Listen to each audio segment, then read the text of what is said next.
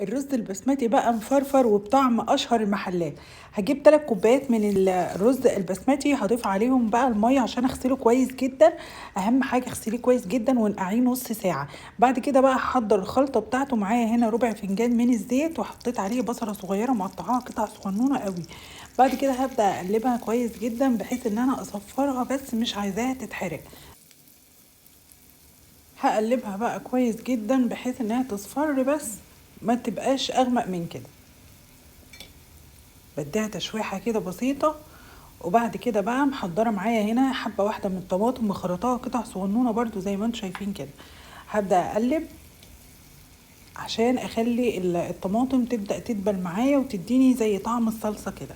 معايا هنا بقى رشة ملح، وكمان حطيت معايا رشة بسيطة قوي من البهارات. هقلب كويس جدا.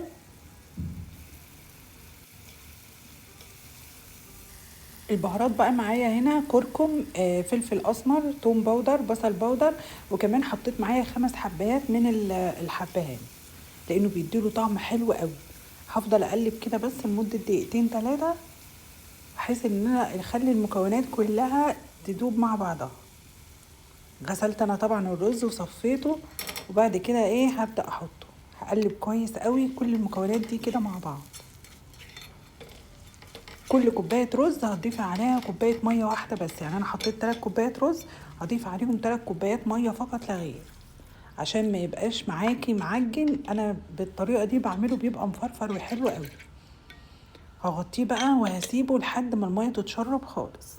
بعد ما المية اتشربت زي ما انتم شايفين كده، قبل ما يستوي هكون بشرة بقى حبة واحدة من الجزر، بشرها حب صغنن كده، وهبدأ بقى احطها عليه واقلب اقلب لما الجزرة تتقلب في الرز كله.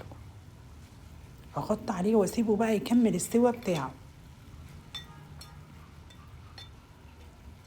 كده هو لسه نص سوا.